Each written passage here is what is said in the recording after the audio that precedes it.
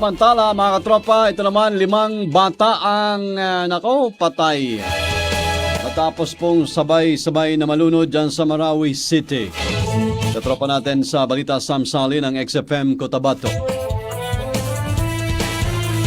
Patay ang 5 bata matapos malunod sa water impounding area sa Phase 2 Permanent Shelter sa Barangay Parunungan, Marawi City. Unang nakitang nawala ng balanse ang isang 8-year-old na kinilala sa alias na Fatima matapos na maglayag at gawing bangka ang pinto ng luma at sirang refrigerator. Si Fatima ay agad na sinaklolohan ng kanyang mga kalaro, subalit sa kasamaang palad, nalunod ang mga bata dahil kapwa sila di marunong lumangoy. Kinilala ang mga nalunod sa mga alias na Ramia, 11 years old, Nurul, 10 years old, Raman, 9 years old, Nisran, 11 years old, at Sala, 7 years old. Isinugo sa Amay Pakpak Medical Center ang mga bata, subalit idineklarang dead on arrivals. Tanging si Fatima lamang ang nakaligtas sa insidente. Sabay-sabay ding inilibing ang mga bata sa paniniwala at tradisyong Islam. Pinayuhan ng mga magulang na bantayan ang kanilang mga minor de edad na anak at huwag hayaang magtapisaw sa mga ilog at lawa upang maiwasang maulit ang pangyayari.